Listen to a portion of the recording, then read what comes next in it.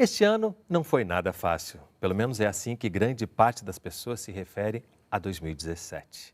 A tal da crise chegou a sair do público e entrar na vida privada. Foi difícil separar as coisas. Mas será que é possível passar por momentos turbulentos de outra forma, sem abalar tanto a nossa saúde física e mental? 2018 está quase aí. Afinal, do que precisamos para seguir? É o que a gente vai saber no Sala de Convidados de hoje.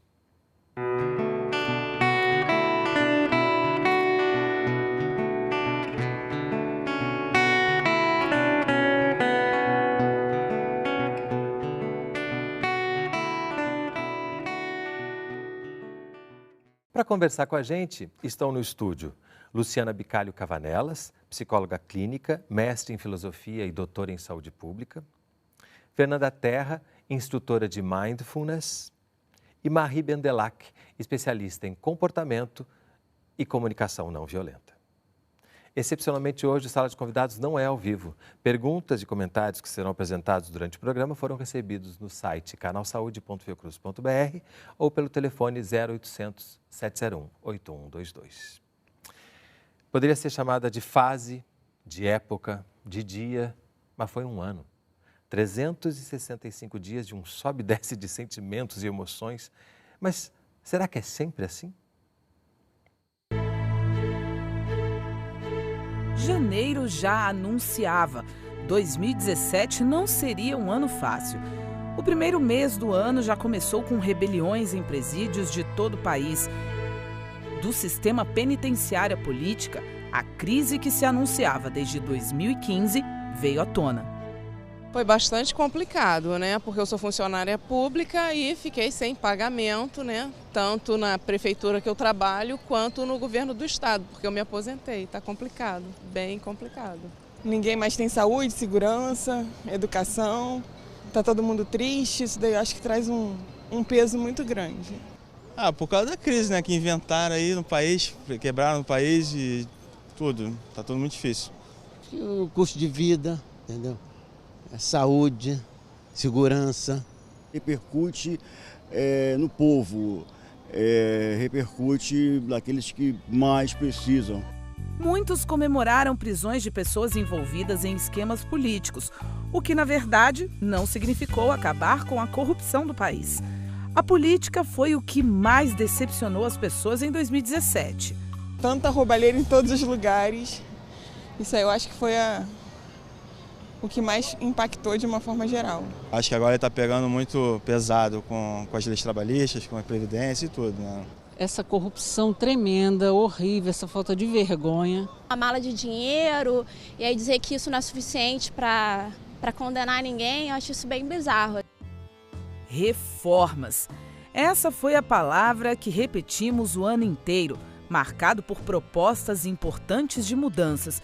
Na Previdência, o aumento do tempo de contribuição para o direito à aposentadoria. Na saúde e na educação, um enorme impacto financeiro foi aprovado, com um congelamento dos investimentos públicos nessas áreas por 20 anos. Impactos que já são sentidos pela população. Os hospitais lotados de pessoas, eu sou uma delas, sem tratamento. E eles esbanjando com o nosso dinheiro. E não foi só na saúde. O desemprego aumentou e quem não ficou desempregado teve salário congelado, reduzido ou atrasado. Ou sentiu a recessão econômica na hora das compras e dos boletos do mês. A solução foi apelar para o famoso jeitinho brasileiro na hora de fechar as contas.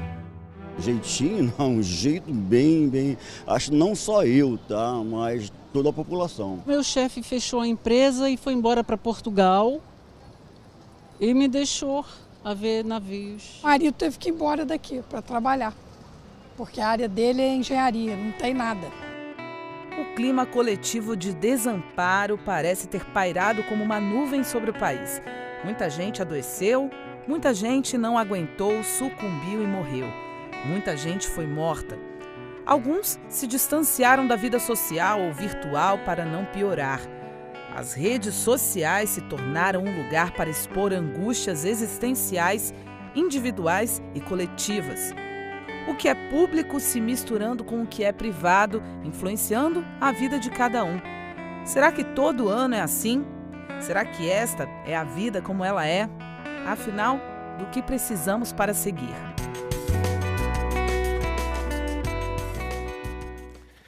Bom, a palavra crise aparece com muita frequência na vida, apareceu e segue aparecendo com muita frequência na vida de todos nós. Mas diz que num ideograma, se não me engano, que chinês ou japonês, crise também significa oportunidade. Será que esse é um bom começo para a gente falar de como seguir e como também superar esses momentos que à primeira vista parecem tão difíceis, entendendo que também há uma oportunidade escondida nessa crise? Eu acho que sem dúvida, né? Assim, na verdade, eu acho que uma crise é sempre um convite a uma transformação. E eu estava ontem pensando sobre isso, né? A palavra hipócrita, né? A palavra hipócrita significa você não viver a crise totalmente, né? Você viver abaixo da crise. Então, eu acho que é um convite a não sermos hipócritas, né? Assim, encararmos a crise de frente. Isso acho que seria um primeiro passo, né? É uma oportunidade de sair desse lugar da hipocrisia, né? De ficar vivendo a crise escondida, né? E, ao mesmo tempo, perceber as coisas que estão acontecendo Sim. com clareza, não Sim. fingir que as coisas não estão acontecendo, pode ser um caminho importante para que a gente possa superá-las ou conviver com elas de uma maneira mais saudável, né? Sem dúvida, né? Você ter consciência no momento presente de tudo aquilo que está acontecendo com você pode te trazer a possibilidade de fazer escolhas melhores, né? E ter uma qualidade de vida mesmo durante a crise. Porque o estresse, na verdade, é uma balança entre carga e resistência. A carga pesada, obviamente, a resistência ela é menor e, obviamente, pode te levar a uma crise, a dores de cabeça, enfim, até enxaquecas e finalmente, a doenças crônicas, né? Então, saber equilibrar, estar equilibrado mesmo na crise, é importante para que a gente possa passar por ela sem adoecer. E aí a gente fica com esse equilíbrio também com o que é externo e com o que é interno. Porque se essa crise, por mais que seja uma palavra também bastante questionável, muitas vezes a gente... Que crise é essa, né? Para quem? Será que é uma crise para todo mundo? Mas, quando a gente internaliza isso, eu acho que também a gente começa a ter problemas mais graves, né? Como equilibrar, né, esse mundo externo e esse mundo interno? Exatamente. Desenvolvendo, né, como a Luciana falou, eu vejo também a crise como uma oportunidade de transformação e de crescimento pessoal, né? Então, adquirir ferramentas e técnicas, recursos, assim, desenvolver recursos internos e externos para poder lidar com os desafios, com a crise. Então, uma coisa que ajuda muito é conseguir acolher os sentimentos, as emoções, assim, desconfortáveis. A tristeza, o medo, a preocupação, né? Então, são sentimentos que acabam, se a gente não sabe lidar com eles, acabam nos adoecendo, né? Então, é importante poder perceber, acolher, colocar um nome, expressá-los, né?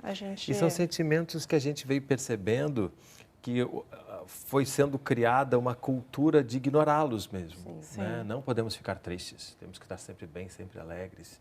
E no momento que esses sentimentos começam a vir com força, eles passam, é impossível ignorá-los, né? Ou transformamos em doença se ignoramos, que é um pouco nesse caminho que a gente está indo. Né? Eu acho que uma das crises que a gente está vivendo, né, pegando um pouquinho isso que a Marie falou, é a crise da racionalidade, né? Assim, historicamente, a gente vem vivendo uma crise das instituições, dos valores racionais, né, puramente racionais, que, de alguma maneira, criava essa cultura de a emoção você segura, mas você tem que ter um discurso racional, que seja lógico. Então, de fato, muita gente, nós todos somos frutos disso, né, nós aprendemos a controlar. Ninguém chora em público, todo mundo tem vergonha de expressar. É muito interessante, né? As pessoas, quando se emocionam, elas tendem a pedir desculpa, né? Exatamente. Ai, desculpa, eu me emocionei. Escondem o choro. Quando é uma das coisas mais belas e mais originais. Exatamente. Porque o racional, o pensamento, lógico, os discursos, eles são, de alguma forma, aprendidos, reproduzidos. Claro que a gente coloca alguma coisa, né, da vivência, mas a tendência é você ir pegando e reproduzindo. Agora, a emoção é única. Emoção é... E por que o sorriso ele é tão bem-vindo e o choro não, né? Eu sempre acho isso curioso, né? Por que o sorriso, você pode sorrir, todo mundo acha bom, mas quando você se emociona, a pessoa tende a se esconder. E ele é uma expressão, né, tão importante quanto, tão legítima quanto, né? E tão saudável quanto, né? E disso não afastar a gente. Porque quando vem uma pessoa e chora na sua frente, disso ser admirável, né? Sim, Então a gente não sim, negar, dizendo... sim. Mas eu acho que a gente nega muitas vezes por não saber o que fazer. Não saber como lidar. Não saber como lidar. Saber acolher justamente essas emoções que não são emoções, entre aspas, positivas, realmente é o grande lance. Eu acho que saber lidar com isso, né? É bom colocar entre aspas, porque elas podem ser muito positivas, né? Exatamente. Não são, a gente chama de negativa, mas não são negativas, são mensageiras. E por trás de todo o sentimento, emoção, tem necessidade, né? Quando temos sentimentos positivos, agradáveis, temos necessidades satisfeitas por trás. Quando temos sentimentos desconfortáveis, é porque alguma necessidade ou várias necessidades não estão satisfeitas, né? Então, são mensageiras, os sentimentos são mensageiros que a gente precisa olhar, sentir, perceber, para saber o que tem por trás que eu preciso, né? É como na saúde física a importância da dor, né? Porque a dor mostra que ali precisa ter uma atenção, um alerta. Exato. Né? É interessante a gente perceber também essas emoções tidas como negativas, como muito positivas nesse aspecto. Sim. E aí voltamos à questão da oportunidade, né? Elas nos trazem uma oportunidade de algo para você trabalhar ali. Mas tem um sentimento... Sem dúvida. Tendo consciência dessas emoções todas e acolhendo as emoções, a gente pode lidar com o que a gente tem. Em geral, nossa cultura nega as emoções, né? A gente não pode, né, chorar em público, não pode isso e aquilo, mas, na verdade, esse acolhimento faz com que você perceba como você está naquele momento. E você vive realmente o momento presente.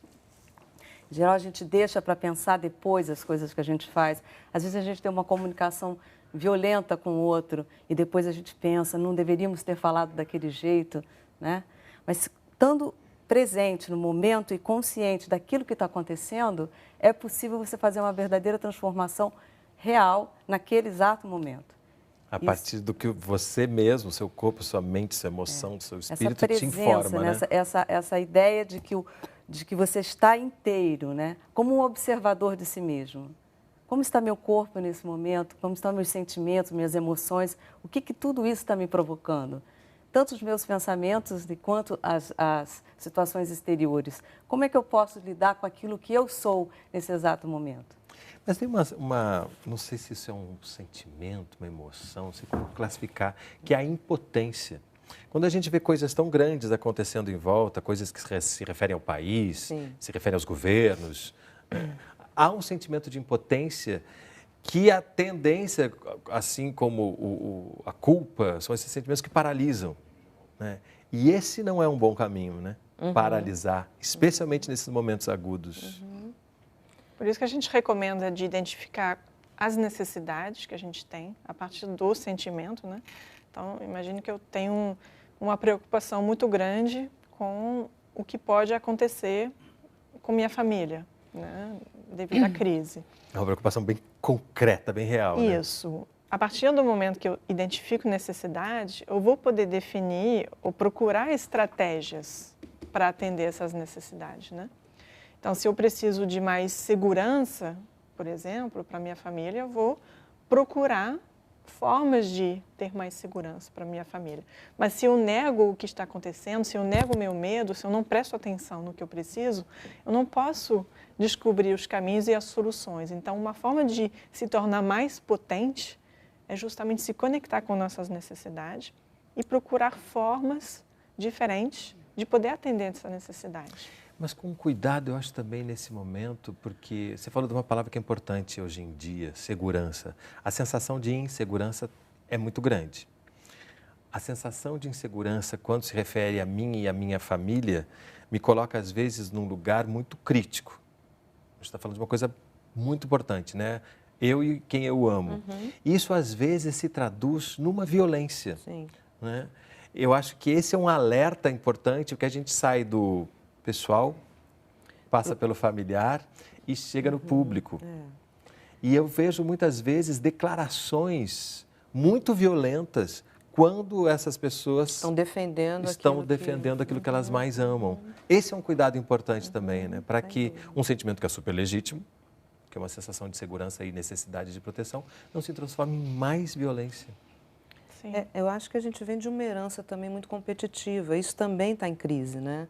Acho que uma das coisas que hoje a gente questiona muito é esse individualismo exacerbado, né? Essa competitividade exacerbada. Isso, eu posso falar isso assim, numa organização como a nossa aqui, né? A gente vive hoje assim, uma necessidade de se juntar, né? De se solidarizar. Eu vejo muito a questão da impotência como uma impotência, às vezes, individual. Ela pede que você se associe, né? Que você se ligue a outras pessoas, que você crie grupos, né? de interesses comuns para se ajudarem. E eu acho que isso é algo que vem acontecendo nesse momento. Diante de uma coisa que é macro, quando você fala, né? De uma situação maior, você fala, bom, eu sozinho não dou conta, né? Mas aí existem pessoas que pensam como eu, né, que estão sintonizadas com o que eu acredito. Eu acho que é essa força também que vem surgindo nessa crise. Eu acho que essa é uma das oportunidades que a gente está tendo nessa crise. A Beatriz de Niterói mandou para a gente como melhorar internamente. Estou cercada de impossibilidade de melhoria. A sensação de impotência é muito grande.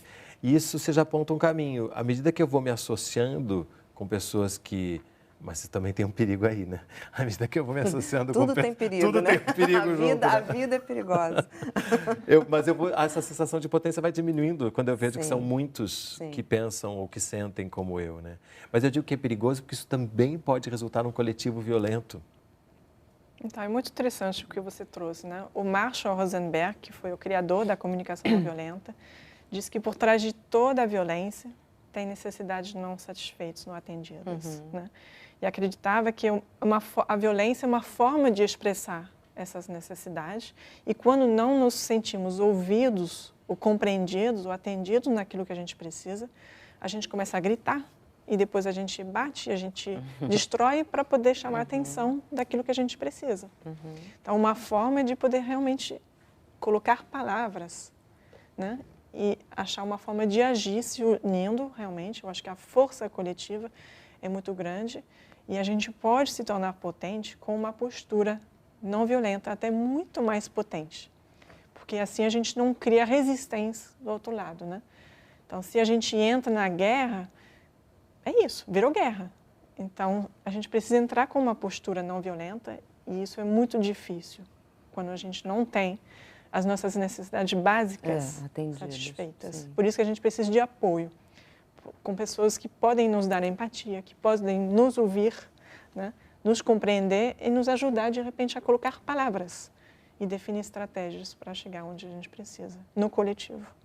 Até para não assumir determinados discursos que muitas vezes não são nem discursos que a gente parou para elaborar, pensar, mas parecem soluções. Aí a gente se agarra. Sim, e começa a repetir coisas que muitas vezes são coisas que a gente achou até que, como civilização, já tinham sido superadas. Né? Coisas que são exterminar o outro, acabar com aquilo que é diferente de mim. A gente vê homofobia, vê violências sendo legitimadas, justificadas novamente por esses sentimentos de insegurança. Né? A própria distorção do que são direitos humanos para que eles não sejam mais tão importantes para a sociedade. Isso tudo são etapas que a gente achou que a gente estava... Já tinha vencido, né? Paulatinamente, ainda existiam problemas, mas que a gente estava indo num caminho. E de uma hora para outra a coisa... Parece retroceder, Parece retroceder. Isso eu acho que dá uma sensação de impotência histórica. Né? Ao mesmo tempo, aos que dizem que são ciclos, que pertencem ao humano, justamente essa... Eu acho que essas forças convivem, né? Quando você vê um retrocesso como esse, você também está vendo toda uma geração muito mais consciente, né? Eu vejo que a gente convive com os dois lados, mas, de fato, esse lado que você está apontando, ele assusta, porque a gente pensa, não é possível, a gente está evoluindo e está agora retrocedendo nesse grau. Mas eu, particularmente, tenho visto uma geração jovem muito mais consciente, muito mais lúcida, né? Assim, com muito mais clareza, por exemplo, dessa questão do coletivo, de se preocupar com o outro, muito mais do que gerações anteriores. Então, eu acho que são coisas que convivem, tem forças que puxam, né, para trás, ao mesmo tempo em que a gente está avançando, sim. Acho que é difícil também a gente negar isso, né, ficar olhando só a crise, eu acho que talvez isso que a gente está chamando aqui de retrocesso ou de violências, às vezes faz muito barulho, né? Faz. E a gente tende a achar que isso é majoritário. A gente tem medo, eu acho, né? Acho que a gente tem medo, assim, quando a gente entra em contato com essa sombra, né? Que é nossa, né? Porque, na verdade, o ser humano, nós somos também violentos, né? Não é só o outro, Não né? é só o outro. Nós também somos violentos, às vezes, né? Às vezes no acidente de trânsito, né? Você, quando vê, já está agredindo o outro. Enfim, a gente tem isso dentro da gente. Então, eu acho que é difícil quando isso fica numa proporção muito grande. Mas eu acho muito importante a gente poder olhar também para isso, sim, mas também para um lado novo que surge, né, numa crise. É porque a gente ainda não tem, às vezes, nem palavras para traduzir o novo. A gente conhece o que a gente já mapeou. O que está surgindo agora a gente não sabe, né? Tem coisas muito interessantes surgindo, eu acho. Mas essa percepção de que, assim como esses sentimentos que a gente chama de negativos, como a tristeza, o que nos levam a expressar, a raiva também é nossa. Nossa, é. A raiva é muito potente. O medo, né? O medo. O medo, acho que hoje permeia muito a vida das pessoas, porque a gente vive um momento tão incerto de tudo, né? E tão fora da gente mesmo, também pelas redes sociais, também pelo fato da gente estar sempre acessando o Facebook, como uma vida virtual. Sim. Pouco presente naquilo que ela é de fato. Né? Então, o que é, de fato, o que a gente está vivendo, o que é a nossa vida? Né? Porque vai se misturando tudo, a gente tem uma carga muito grande de informações chegando de todo lado, a todo tempo. E que mistura um pouco com aquilo que a gente acha que a gente é. Mas nós não temos nem tempo de observar, hoje em dia, exatamente aquilo que a gente é, quais são as nossas possibilidades, porque é um turbilhão atropelado um do outro, porque, né? E a vida vai passando sem a gente perceber exatamente. Então, existe uma pesquisa muito interessante, dois pesquisadores de Harvard chegaram à conclusão que 47% do tempo da nossa vida a gente vive de forma inconsciente, simplesmente vivendo de forma automática.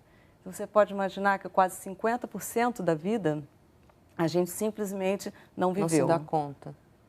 É muita coisa. O corpo está presente, mas a mente está divagando ou com os problemas, ou com ansiedades, ou com depressão, tristezas e tudo mais. Vai do passado para o futuro, o tempo todo nessa conversa, né? E, além de tudo isso, todas as informações virtuais e tudo isso fazendo um imaginário, construindo um imaginário tão complexo dentro da gente, Sim. que a gente perde um pouco o referencial. Opa, onde é que eu estou? Quem sou eu?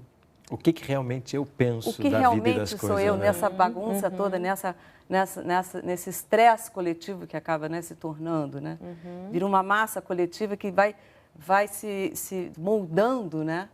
E o eu, né, nisso tudo. Nós estávamos falando do coletivo, mas quando a gente consegue, né, perceber com sutileza os nossos sentimentos, as nossas emoções, como a gente se comunica com o outro, ter atenção plena a cada momento, a gente está vivendo realmente o presente, né? Você falava agora, eu lembrei, fui para o passado, olha que interessante, né? Porque eu lembrei do programa que eu gravei ontem e que apareceu um termo chamado haters, que eu não tinha ouvido falar ainda, que são essas pessoas que ficam pelas redes sociais odiando, né? Haters, odiadores, né? Se a gente fosse usar uma tradução aqui literal. E aí isso é muito assustador, porque você vê que a gente está falando aqui que o ódio é natural, né? Mas ele precisa ter um lugar. Quando ele é assumido socialmente como uma plataforma de um grupo que se une para isso, a gente vê que alguma coisa desequilibrou. E talvez, eu acho que pelo que vocês apontam, se desequilibra primeiro no indivíduo. Exato. Sim. Como eu não canalizo direito as minhas emoções, entendendo que eu vou passar por todas elas, elas vão sendo abafadas, reprimidas. Né? E aí, quando explode, explode nesses ódios. Na forma de ódio. E também, o ódio vem de uma forma de não assumir a responsabilidade por nossos sentimentos. Vou dar um exemplo prático, assim. Imagina que eu estou em casa, um fim de semana, eu estou doente, dor de barriga, e assim, minha sogra, que eu amo de paixão, vem me visitar, mas a única coisa que eu quero naquele momento é ficar sozinha, tranquila na cama. E ela vem fazer festa, me traz um bolinho com muita gentileza, e eu fico assim com raiva, porque eu queria ficar tranquila, e eu tenho que atender, eu me sinto na obrigação de atendê-la, né? Então, esse sentimento assim, de irritação na hora, porque eu preciso na hora de tranquilidade, de ficar sozinha e tal. Imagina agora um outro fim de semana, que eu estou ótima, mas meu marido viajou, estou sozinha em casa e tudo que eu gostaria é um pouco de companhia. Minha sogra, que eu amo de paixão ainda, vem me visitar da mesma forma, me traz aquele bolinho e eu fico feliz da vida, porque naquele momento eu queria ver realmente alguém. Então, assim, no fundo, nós somos responsáveis por o que a gente sente, né? É nossa necessidade do momento que determina como eu me sinto. Mas eu projeto no outro aquilo que me incomoda. A causa, né, do então, o outro é apenas um estímulo e não a causa do meu sentimento. Quando a gente entende isso, acaba o ódio do outro, acaba a raiva do outro. Posso ter raiva, mas não contra o outro. E aí que eu caminho para mim, para a não violência. Entender que eu sou responsável. Porque esse exemplo serve também para o outro, quando percebe que aquilo não é pessoal. Quando eu chego lá, você está indisposta, eu posso dizer, poxa, é comigo, eu fiz. Não, eu tenho que entender, mas talvez aquele momento não fosse apropriado. E eu acho que isso libera ambas as pessoas, né, para que a gente não entre nesse ódio que acaba virando uma cadeia. Eu acho que tem uma palavra boa, né, em relação a isso que a Maria está falando, que é a espontaneidade, né? Porque eu acho que, de fato, durante muito tempo, assim, essa expressão espontânea foi muito reprimida. Né? E você estava falando no início, né, das emoções poderem... E eu acho que a espontaneidade é algo que fala exatamente desse contato, né? Assim, de você poder fluir no seu modo de ser, em contato com o que você está sentindo, com o que você está pensando. Só que eu vejo, assim, às vezes atitudes pequenas que as pessoas têm vergonha de poder expressar. Não, porque vai ficar chato, né? Porque eu não vou poder... Mas é o que você está sentindo, né? Assim, eu acho que existe um movimento aí forte, né, das coisas serem expressas hoje. E aí eu acho que entra todo tipo de expressão, né? Inclusive a raiva, inclusive essa raiva que não pôde ser dita, esse medo que ficou desviado. Eu acho que a gente vive hoje um momento das coisas virem muito à tona. Está tudo vindo à tona. As construtivas e as destrutivas também, né? Eu queria pegar o gancho que a Luciana falou, porque, na verdade, por que a gente não pode expressar o que a gente sente? Porque a gente joga a culpa no outro do que a gente sente. Então, uma forma de poder expressar é assumindo a responsabilidade. É dizer, eu me sinto irritado porque eu preciso, nesse momento, de paz ou de tranquilidade. Então, aí eu tiro a culpa do outro e aí fica bem. Eu posso expressar, o outro vai compreender de uma forma que não se sente também agredido e acusado, né? A gente levantou vários caminhos aqui. A importância do coletivo para que essa sensação de impotência não seja tão grande. A importância de estar no presente e não apenas me deprimindo com o que eu não fiz ou projetando algo que eu nem sei se vai ser possível fazer. E isso de você assumir a responsabilidade dos seus sentimentos para não projetar no outro e transformar em um sentimento destrutivo que vai envolver ambos. Agora, tudo isso... A gente precisa de recursos, precisa de ferramentas, precisa saber como acessar. É o que a gente vai ver no próximo bloco. A Sala de Convidados vai fazer um breve intervalo. Não sai daí, a gente volta já.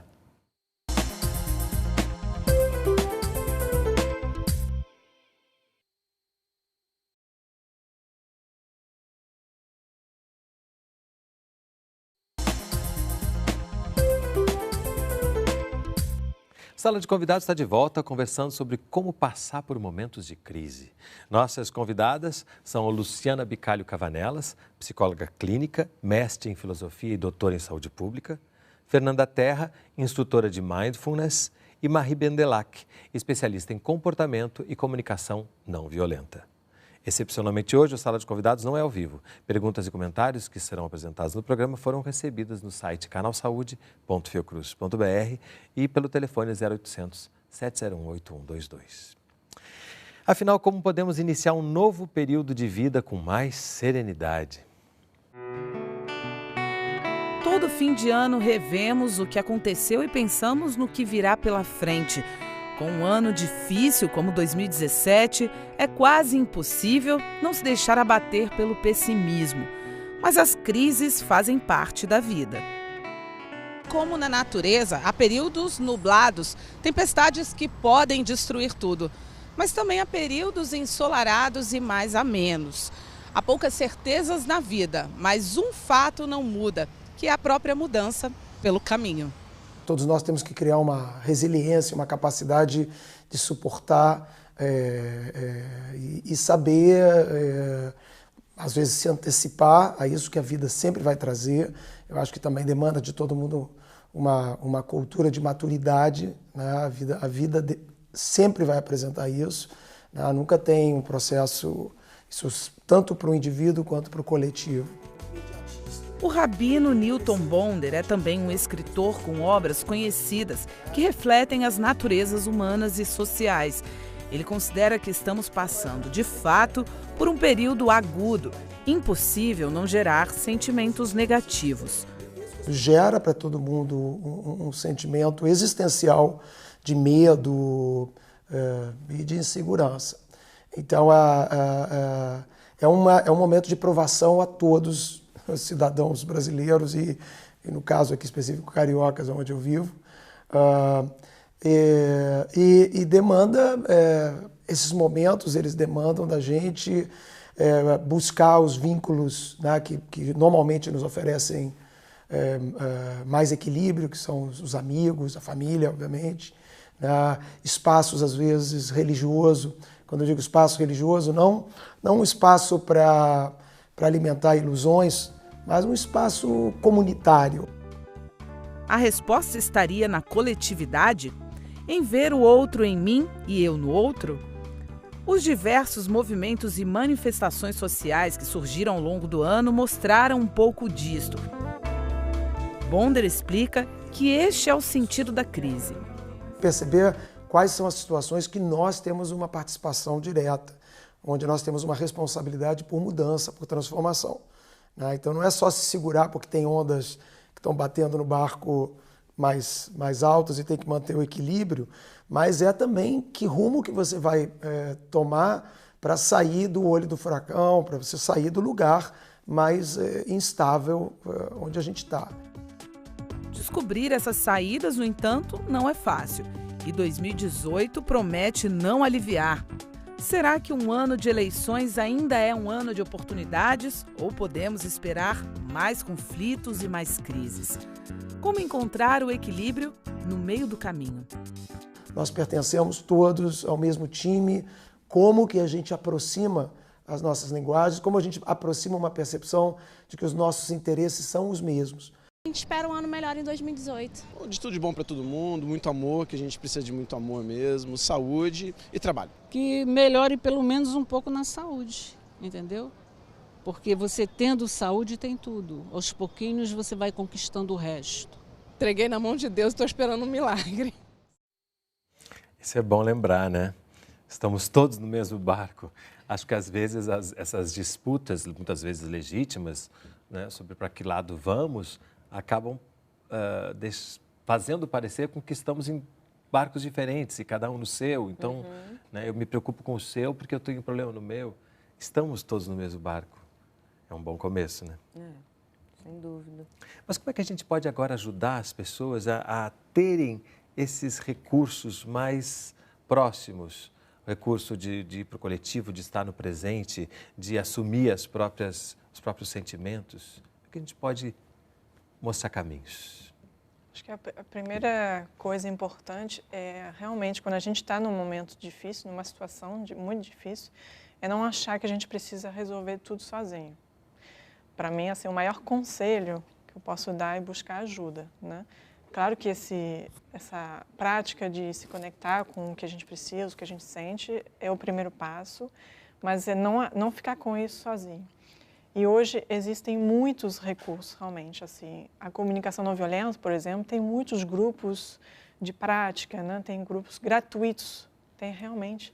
Então, assim, não é uma questão de renda. Em todos os níveis de renda, tem acesso a recursos, tem ONGs, né? Eu sou diretora da Solidariedade França-Brasil, que é uma ONG que faz um trabalho de comunicação não violenta com crianças que não têm possibilidade de pagar, de investir. Então, eu acho que buscar ajuda, buscar conhecer alguém que conheça alguém, a gente chega realmente a soluções, mesmo quando a gente não tem recursos financeiros, né? Buscar ajuda psicólogo, também tem psicólogo que fazem trabalho, né, voluntário. Então, assim, realmente não ficar com o problema sozinho, buscar apoio e ajuda. E não achar que isso está apenas direcionado para quem pode pagar, é importante a gente falar. Muito né? importante. Às vezes é difícil encontrar mas acho que essa predisposição para esses caminhos é fundamental. Sim, sim.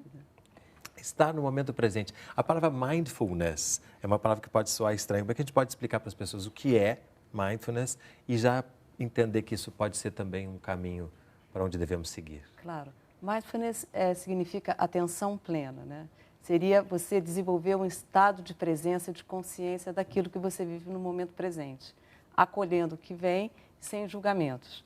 Isso significa que você vai trabalhando todas as etapas da sua vida, tudo que chega a você, de uma maneira em que você possa lidar com isso sem ser de forma reativa, saindo do piloto automático. Mas isso é bastante difícil, porque você falou uma palavra que eu acho que também é fundamental. Sem julgamentos. A gente está constantemente julgando, né? Exatamente. Se julgando também. Se julgando. O tempo todo. É como se você se tornasse um observador neutro de você mesmo, né? E pudesse observar com curiosidade e abertura, com uma mente de principiante, quase que com uma mente de criança, digamos assim, tudo o que ocorre.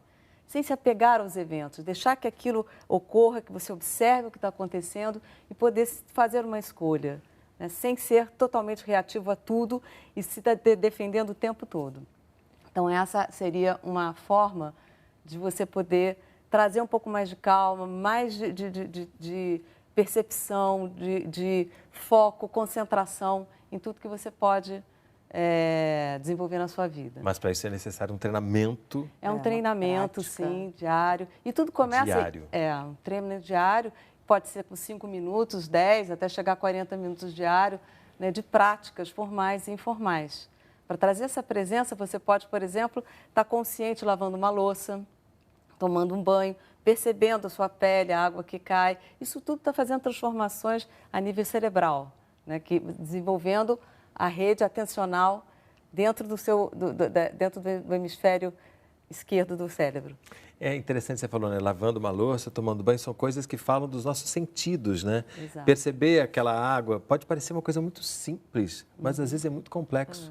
Aquele 50% do tempo que a gente não está presente na própria vida, é porque às vezes a gente está fazendo automaticamente essas coisas e a mente está divagando. A mente divagando. Mas só o perceber o tato, o olfato, a visão, o paladar, de uma maneira não mecânica, acho que já nos ajuda a vir para o presente, né?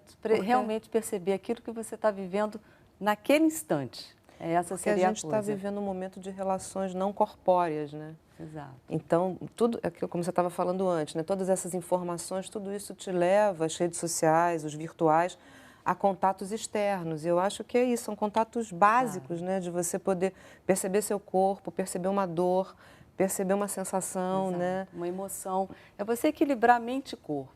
Mente e corpo chegando no momento presente, aí sim você está inteiro e podendo lidar com a diversidade da vida. Mas eu gostaria de acrescentar, assim, que eu concordo muito com a Marie quando ela diz, procura ajuda, né? Porque, na verdade, cada um tem um caminho muito pessoal, né? Assim, o caminho de viver a crise, de sair da crise, ele é muito pessoal.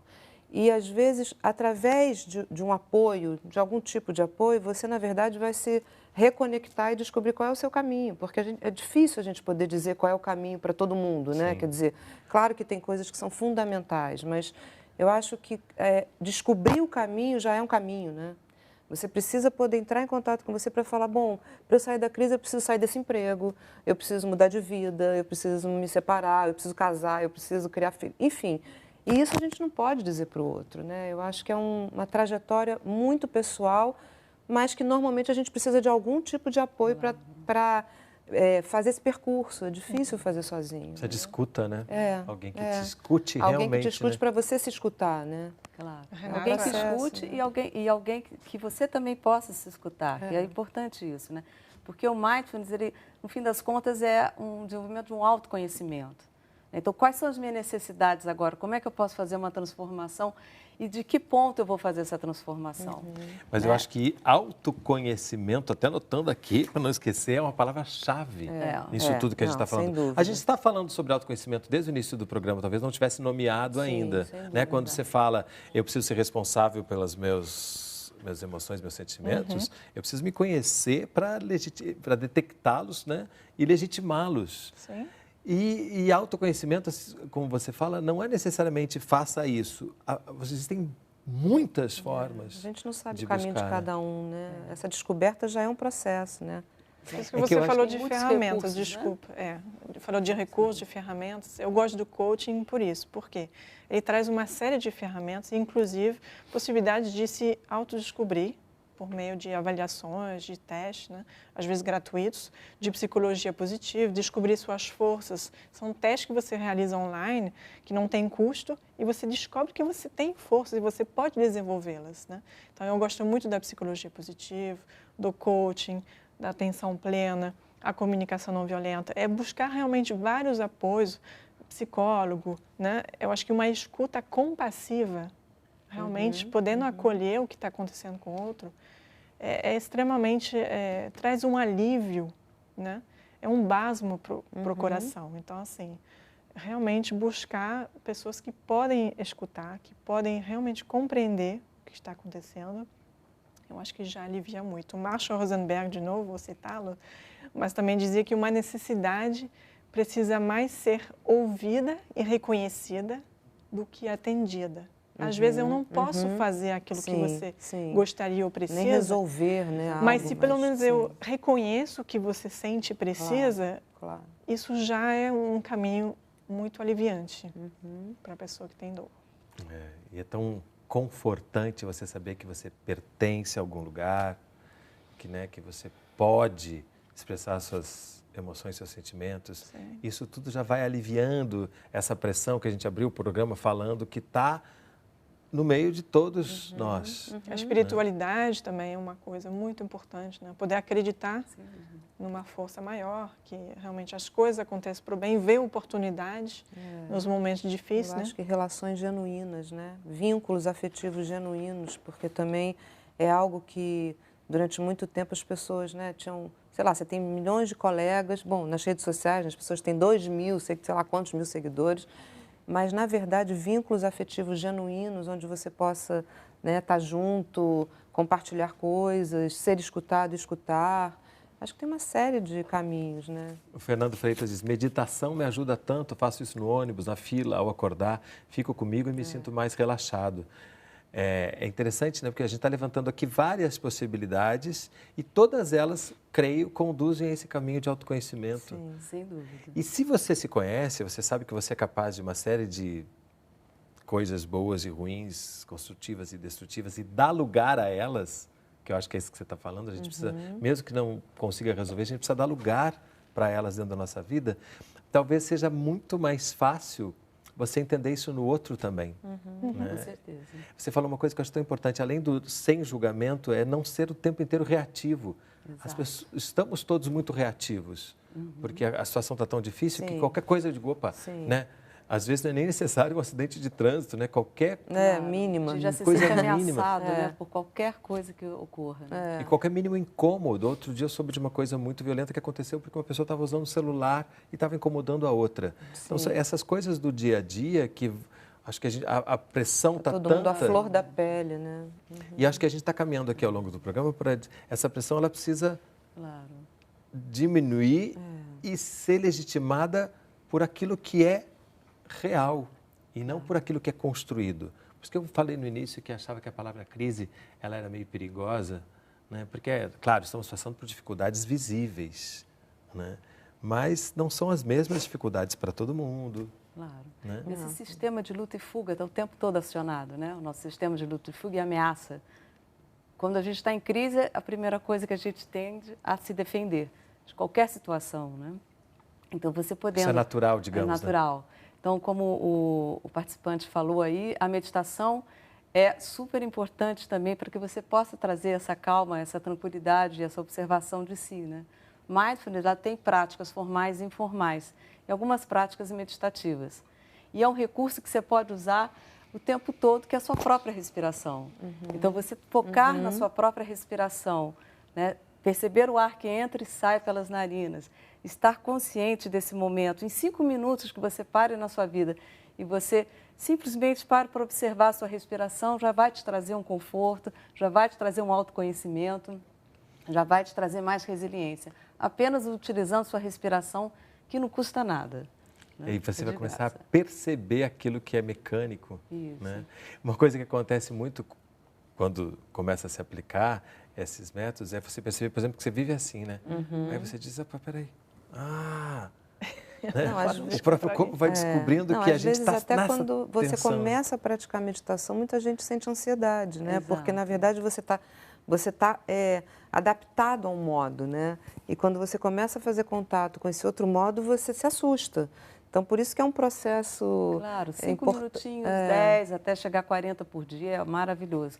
E também o mindfulness... Mas é difícil, é importante que a gente diga, difícil, né? É difícil. Mas o mindfulness também você pode fazer caminhando, por exemplo. Práticas caminhando, também práticas em movimentos conscientes. Se você está na academia, você pode fazer os 5 minutos da sua academia conscientemente, percebendo quando você levanta o peso, quando você abaixa, sempre trazendo aquela atenção plena para aquilo que você está realizando no momento, já vai te dar uma outra perspectiva. E como aquilo que você está realizando no momento atravessa seu corpo. Atravessa né? totalmente. Lembrando sempre dos sentidos. Acho que tudo que vocês estão falando me lembra sempre que os sentidos, a gente volta para os sentidos. Porque a gente está falando aqui de como somos animais, né? Sim. Dessas reações naturais, somos muito animais e nos esquecemos disso. Fomos lá para a razão, achando que ia dar conta de tudo. Não deu. Não deu.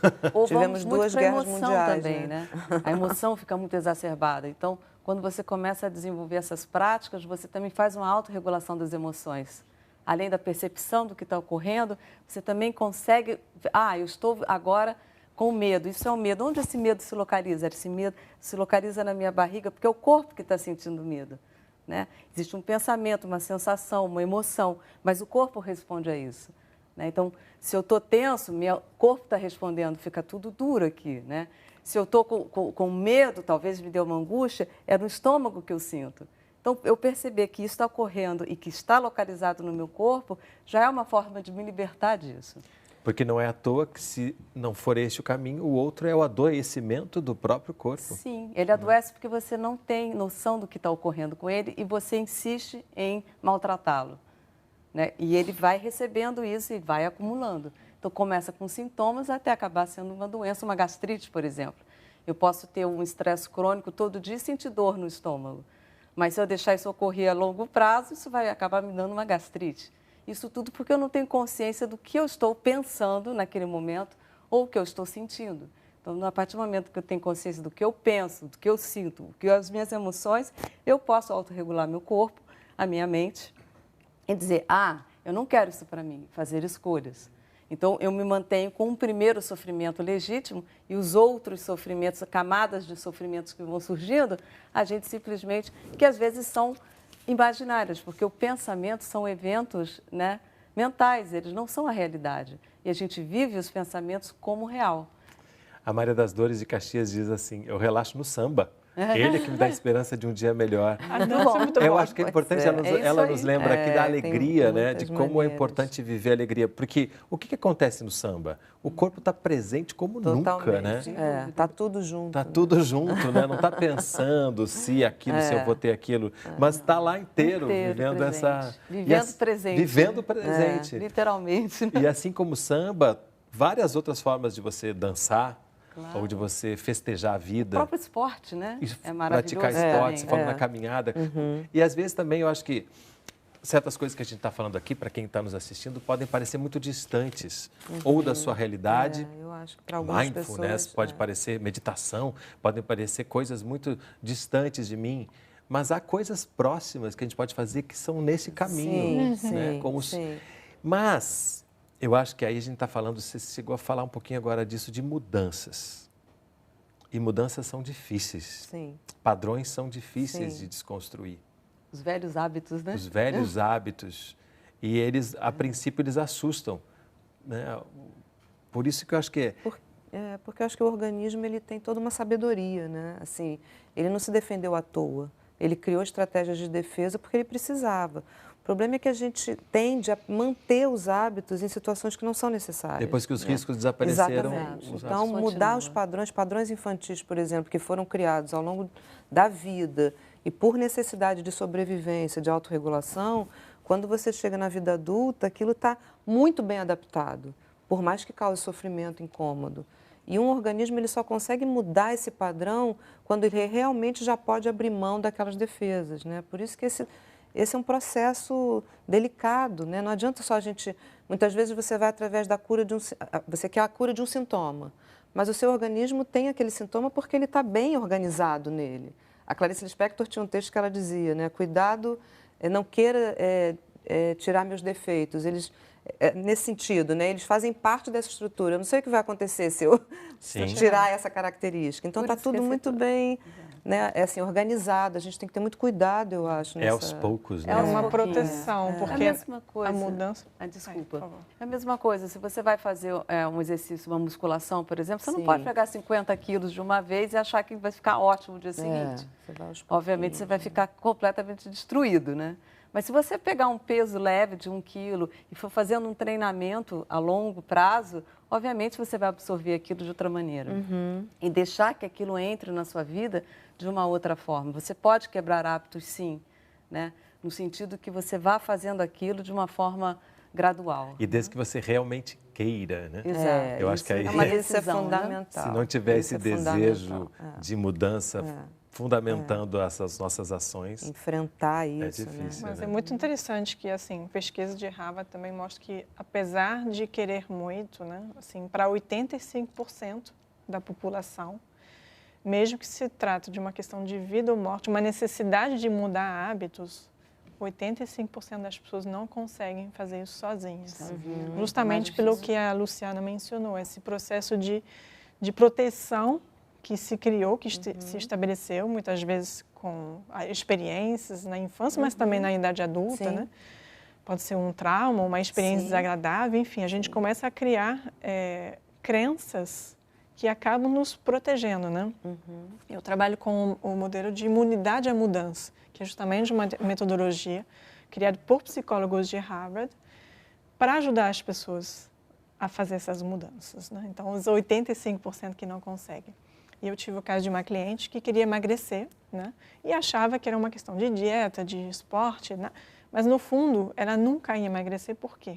Porque teve uma experiência de abuso quando ela era criança, né? E percebeu que, na verdade, ela criou a crença de que se ficasse bonita, era muito bonitinha, né? Todo mundo fala, muito bonito, bonito. E a pessoa que chegou perto, né, dela e que abusou, falava que ela era muito bonita e tal. Então, ela achou uma forma de não ser mais bonita e não atrair mais na idade adulta, só que essa experiência de infância ficou lá, né, cravada, mas no inconsciente e não no consciente. Foi só através desse trabalho, dessa metodologia, que ela resgatou isso, ela tinha esquecido totalmente.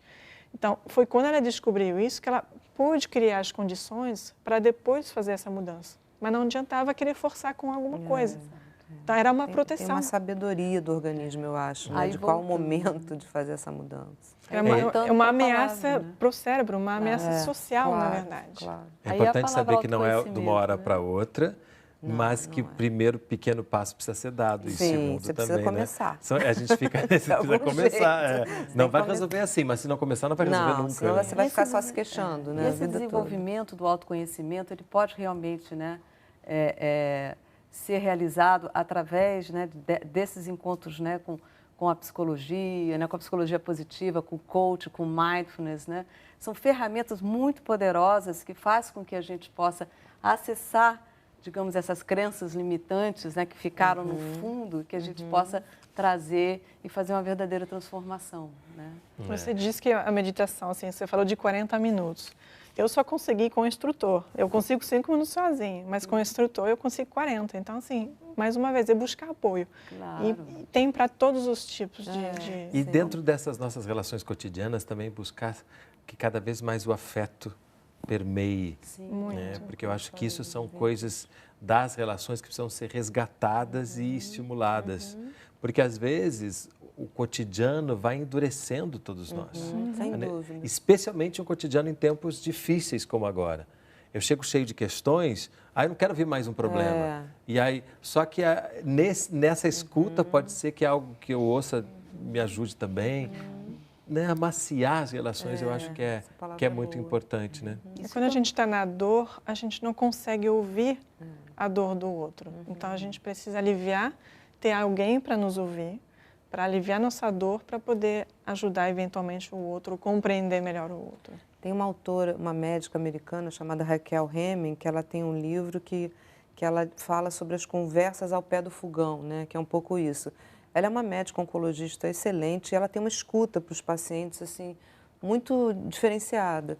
E num dos textos dela ela fala isso, a gente perdeu as conversas ao pé do fogão, né? E hoje é como você fala, tá todo mundo correndo, você mal toma café, você chega correndo no trabalho, você tem que produzir, você tem um monte de cobrança. Então, eu acho que é um desafio encontrar esses espaços, por exemplo, no meio do seu dia de estresse, que a maioria de nós tem, né? Um dia conturbado, para você se lembrar que tem alguém ali que precisa respirar, que precisa entrar em contato, que precisa escutar o outro. Mas, de fato, a gente tem um modo de produção que não te deixa em contato com isso, né? E essa questão, desculpa, do autoconhecimento e também do autocuidado, né? Porque a gente também consegue fazer um gesto muito compassivo com o outro, mas Sim, e com consigo próprio, né? Mesmo? Como é que, autocompaixão. Então, a autocompaixão é um tema muito interessante também para que você possa trazer saúde, né? Perfeito. Para você gostar de você mesmo, para você realmente estar se amando, né? Aqui e agora. Portanto, aqui e agora eu quero agradecer muitíssimo a participação de vocês. Eu acho que esses diálogos são fundamentais para que a gente saia desse dia a dia enlouquecedor e saia desse pensamento de que não há saída. Né? Porque às vezes a gente fala, mas eu não posso, eu não tenho tempo, mas eu tenho que isso. Sempre tem um jeitinho. Mas se isso não acontecer, nós que não somos máquinas, logo vamos sucumbir. Vamos pifar. Então, é melhor que a gente encontre um tempo para se olhar, se perceber, se conhecer e dar legitimidade às nossas sensações. Para fechar, Mário Quintana já dizia, esses que estão atravancando o meu caminho, eles passarão, eu passarei. É lindo. Obrigadíssimo pela presença Obrigada de vocês. a você. Obrigada a vocês. Obrigada. E se você quiser baixar ou compartilhar esse programa, entre no nosso site canalsaude.fiocruz.br. Você pode também acompanhar o Canal Saúde no Facebook e no Twitter. O Sala de Convidados contou com a colaboração da NBR e a gente se vê na próxima semana. Até lá.